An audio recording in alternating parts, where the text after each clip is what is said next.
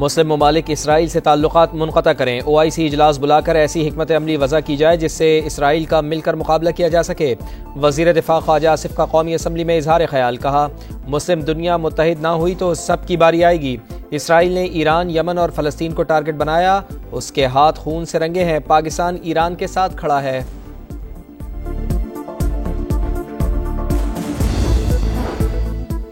اسرائیلی حملوں میں ایران کی مزید 2 فوجی کمانڈرز کی شہادت کی تصدیق۔ ملٹری آپریشنز کے ڈپٹی چیف جنرل مہدی ربانی، جنرل اسٹاف کے head of intelligence general Ghulam رضا مہرابی شہید ہوئے۔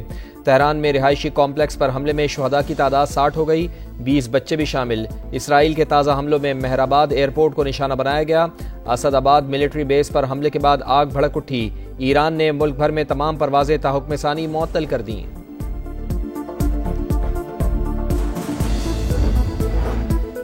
ایران کے جوابی میزائل حملوں کے بعد تل ابیب میں تباہی، کئی عمارتیں زمیں بوس، 4 اسرائیلی ہلاک، 90 سے زائد زخمی۔ ایران نے آپریشن کو وعدہ صادق سوم کا نام دیا ہے۔ مزید 2000 میزائل داغنے کا اعلان۔ سپریم لیڈر آیت اللہ خامنائی کہتے ہیں ایران پر حملہ اسرائیل کی سنگین غلطی ہے، صہیونی حکومت سزا سے بچ نہیں پائے گی۔ ایران کی سیکیورٹی سرخ لکیر، اس لکیر کو عبور کرنے والوں کو پچھتانا پڑے گا۔ جو بھی اسرائیل کی مدد کو آئے گا ہمارا ہدف ہوگا۔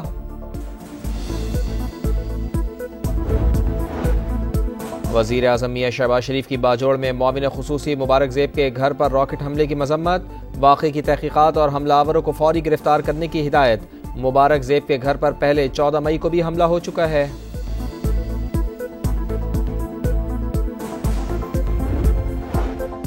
سندھ کے منصوبوں کو سپورٹ نہ کیا تو وفاقی بجٹ کی حمایت نہیں کریں گے۔ وزیر اعلیٰ سندھ مراد علی شاہ کی پوسٹ بجٹ پریس کانفرنس، کہا وفاق زیادہ ٹیکسز صوبوں سے جمع کرتا ہے، اپنے وعدوں پر عمل کرے، وسائل فراہم کرے۔ رواں مالی سال کے اختتام پر ریکارڈ 1460 اسکیمیں مکمل کرنے جا رہے ہیں۔ فائنانس بل میں کوئی نیا ٹیکس نہیں لگایا۔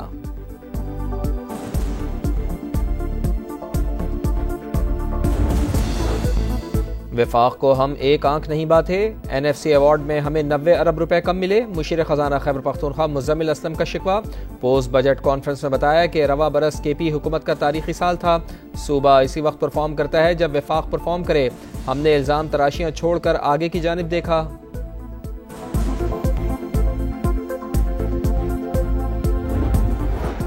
معیشت ٹیکسوں کے بوجھ تلے بیٹھ رہی ہے، حکومت ایک طرف ٹیکس اصلاحات کی بات کر رہی ہے، دوسری طرف لوگوں کو ہراساں کیا جا رہا ہے۔ MQM رہنما فاروق ستار کا قومی اسمبلی میں اظہار خیال، کہا حکام کو ٹیکس نہ دہندگان کو گرفتار کرنے کی اجازت دی جائے۔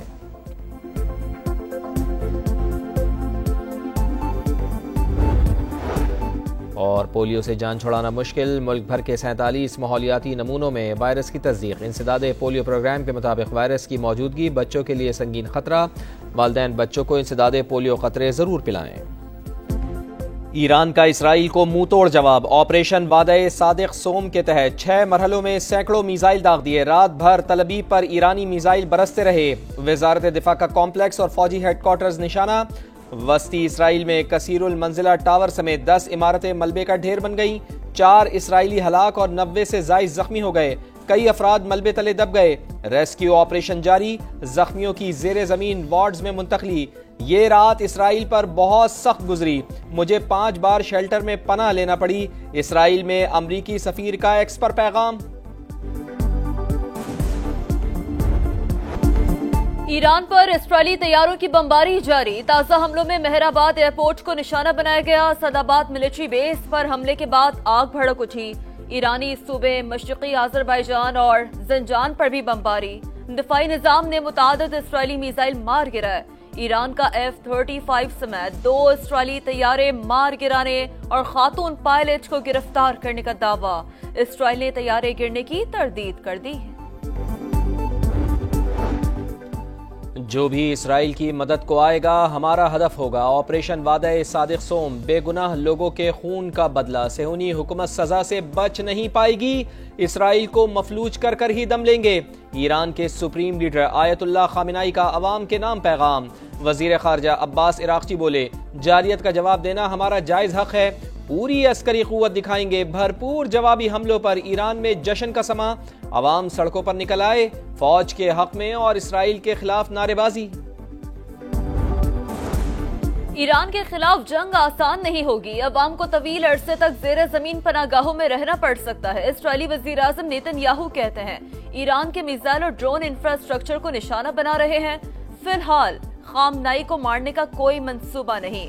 امریکی صدر ڈونلڈ ٹرمپ کہتے ہیں اسرائیل کے ایران پر حملے سے متعلق سب کچھ معلوم تھا، اس سے پہلے کہ کچھ بھی نہ بچے ایران ڈیل کر لے۔ فرانسیسی صدر بھی ٹرمپ کی زبان بولنے لگے، میکرون کا اسرائیل کا دفاع کرنے کا اعلان۔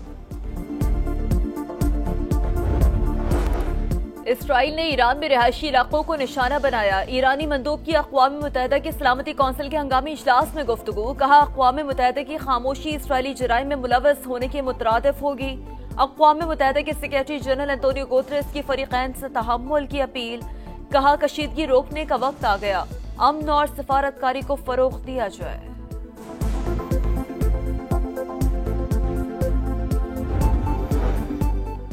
امریکی صدر کا سعودی ولی عہد سے ٹیلی فون پر رابطہ، ایران اسرائیل کشیدگی پر تبادلہ خیال، دونوں رہنماؤں کا تنازعات کے حل کے لیے سفارتی ذرائع استعمال کرنے پر زور۔ امریکی صدر کا اسرائیلی وزیر اعظم نیتن یاہو سے بھی رابطہ، روسی صدر نے ثالثی کی پیشکش کر دی، ولادیمیر پوٹن کا نیتن یاہو اور ایرانی صدر سے ٹیلی فونک رابطہ، جارحیت کا منہ توڑ جواب دیں گے، مسعود پزشکیان کا جواب۔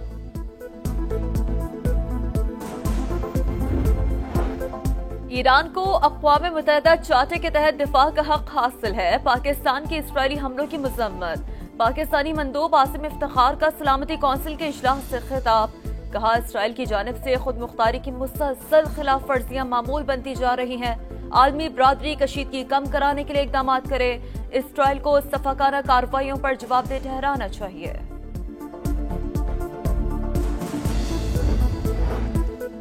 فلسطین کے 2 ریاستی حل سے متعلق کانفرنس ملتوی کر دی گئی، کانفرنس 17 سے 20 جون تک نیو یارک میں ہونا تھی، خطے میں فلائٹ آپریشن معطل ہونے کی وجہ سے فلسطینی صدر نے کانفرنس میں شرکت سے معذرت کر لی، فرانسیسی صدر نے بھی کانفرنس کا مقام اور وقت تبدیل کرنے کا مطالبہ کیا۔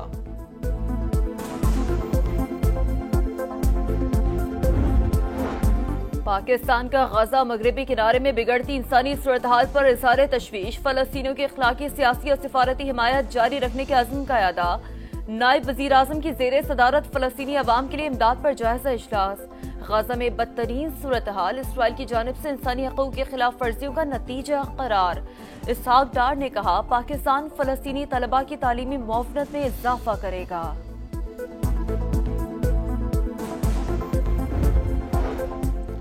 اسرائیل کی ہٹ دھرمی جاری، مقبوضہ بیت المقدس میں مسجد اقصی کو بند کر دیا، حماس کی شدید مذمت، عالمی برادری سے مسجد الاقصی میں داخلے پر پابندی ختم کرانے کا مطالبہ۔ 24 کروڑ پاکستانیوں کا پانی بند کرنے کی کوشش جنگی جرم، بھارت نے بلا جواز جنگ مسلط کی، پاکستان نے کشیدگی کے دوران جارحانہ اقدامات کے بجائے تحمل سے کام لیا، اپنے دفاع کا حق استعمال کیا، بلاول بھٹو کی برسلز میں یورپین تھنک ٹینک کو بریفنگ، کہا کشمیر دہشت گردی اور پانی کے مسئلے کا کوئی فوجی حل نہیں، کشمیر کا تنازع حل ہونے تک صورتحال ٹھیک نہیں ہو سکتی۔ کراچی میں ایک بار پھر زلزلہ، قائد آباد، شاہ فیصل کالونی اور یونیورسٹی روڈ کے اطراف 3.2 شدت کے جھٹکے محسوس کیے گئے، گہرائی 35 کلومیٹر ریکارڈ، 1 جون سے اب تک کراچی میں 39 مرتبہ زلزلے کے جھٹکے محسوس کیے جا چکے ہیں۔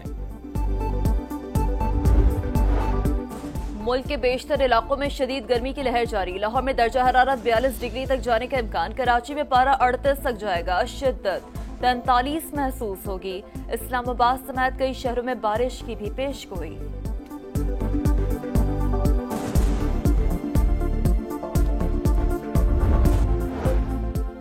کراچی میں ایک بار پھر زلزلہ، قائد آباد، شاہ فیصل کالونی اور یونیورسٹی روڈ کے اطراف 3.2 شدت کے جھٹکے محسوس کیے گئے، گہرائی 35 کلومیٹر ریکارڈ، 1 جون سے اب تک کراچی میں 39 مرتبہ زلزلے کے جھٹکے محسوس کیے جا چکے ہیں۔ ملک کے بیشتر علاقوں میں شدید گرمی کی لہر جاری، لاہور میں درجہ حرارت 42 ڈگری تک جانے کا امکان، کراچی میں پارہ 38 تک جائے گا، شدت 43 محسوس ہوگی، اسلام آباد سمیت کئی شہروں میں بارش کی بھی پیش گوئی۔